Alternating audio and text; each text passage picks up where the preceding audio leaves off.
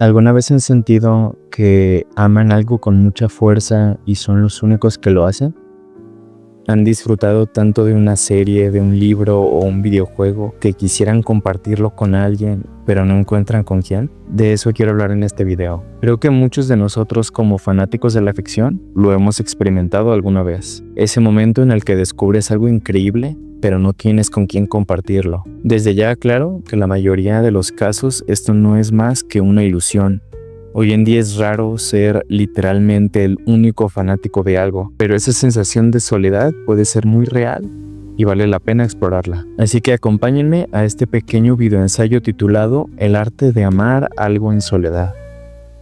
Creo que vale la pena empezar por esta pregunta. La palabra fandom ya es parte del lenguaje cotidiano, pero ¿qué significa realmente? Es una palabra tan común que apenas cuando empecé a escribir este video me pregunté qué significa. La palabra surge de la combinación de fan y kingdom. Es básicamente el reino de los fans. Según el diccionario inglés de Oxford, el término data de 1903 y fue utilizado inicialmente por aficionados del béisbol. Después, entre los años 20 y 30, la ficción adoptó el término. Por ejemplo, los lectores de la revista Amazing the Stories comenzaron a escribir cartas, organizar convenciones e incluso crear revistas para fans. Más adelante, entre los años 50 y 70, el fandom de Star Trek sentó muchas de las bases de lo que hoy consideramos común entre las actividades que hacen los fandoms: hacer cosplay, escribir fanfiction y el shipping.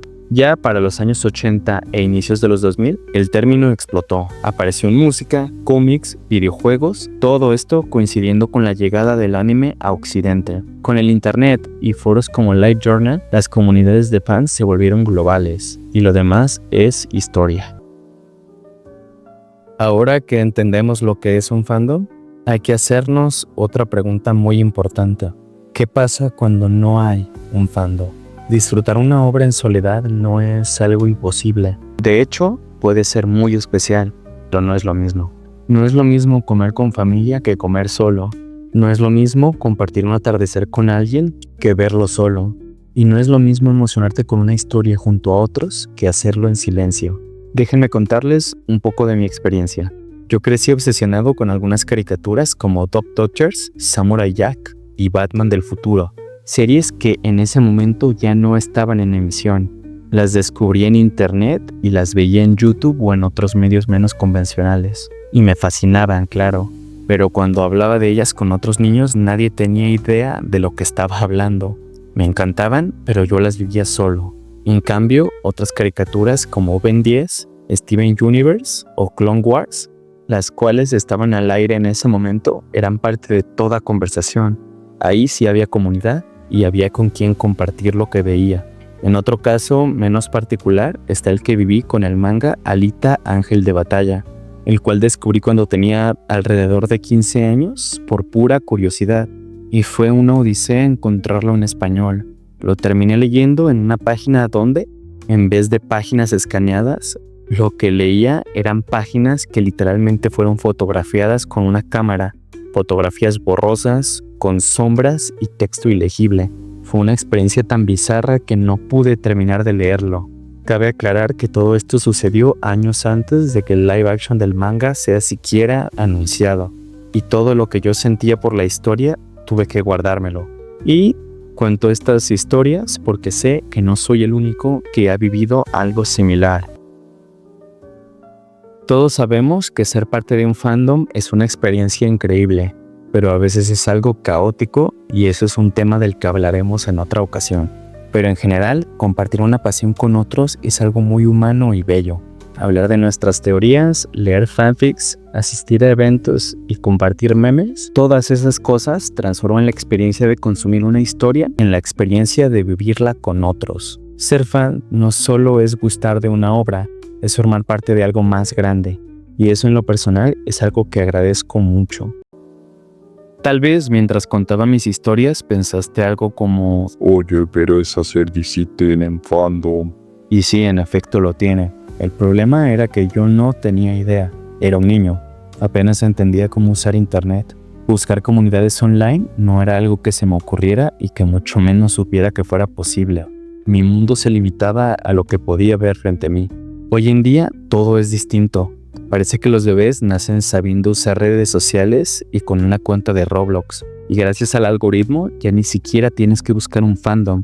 Él te encuentra a ti. ¿Nunca les ha pasado algo parecido a esto? Se encuentran navegando tranquilamente y de repente se topan con un meme, con un reel o un TikTok de una serie, un videojuego o una película.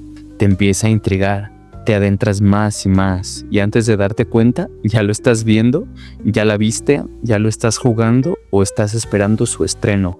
Ya formas parte de un fandom sin que te hayas dado cuenta. Hoy en día los fandoms parecen enjambres vivos, volando por internet, atrapando a quien se les cruce por el camino. Antes las cosas eran muy distintas. Ver y compartir una obra no solo no era inmediato, sino que era algo demasiado laborioso. Esperar semanas por un capítulo nuevo, esperar la publicación de una revista o conseguir un VHS de anime en tiendas especializadas. Y si querías compartir tu opinión, tenías que escribir una carta y enviarla por correo. Era otra era. Hoy suena algo totalmente distópico, pero en realidad no fue hace tanto tiempo. Probablemente antes la mayoría de los fanáticos no hacían todo ese esfuerzo, simplemente disfrutaban de sus obras en silencio por simple amor, y eso está bien, porque a veces no se necesita de un fandom gigante, no se necesita teorizar ni compartir cada pensamiento que tienes en Twitter. A veces basta con que una historia resuene contigo, que te emocione, que la ames aunque nadie más la vea contigo. Reír, llorar y frustrarse solo también es bello. Ver algo y saber que solo tú lo estás viendo tiene su propio valor. Hoy una obra puede no tener un fandom visible, pero eso no significa que no lo tenga en alguna parte. Puede que esté en otro idioma, en otro país u otra red social, o puede que simplemente esté esperando a crecer, esperando a que alguien más la descubra y la comparta con los demás. Y cuando eso pasa, cuando una obra que amaste en soledad empieza a resonar en los demás, es una experiencia mágica. Hola a todos, aquí está el segundo video del canal. De nuevo elegí una temática aleatoria solo para tener un pretexto para hacer un nuevo video y espero que les guste. Esta vez elegí un tema un poco profundo. Son de esas veces en las que piensas en hacer algo y te nacen. Es un tema importante para mí, un tema que da para una conversación larga, pero no para un video tan largo en este momento. Salió un video más corto de lo que pensé. Realmente creí que sería más largo, pero quedó muy corto. El siguiente video trataré de hacer algo más largo, porque no quiero dedicarme solo a videos de 8 minutos.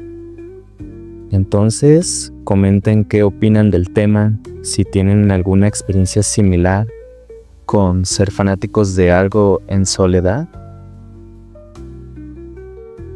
Y sigan en sintonía. Esto fue Devil Boy.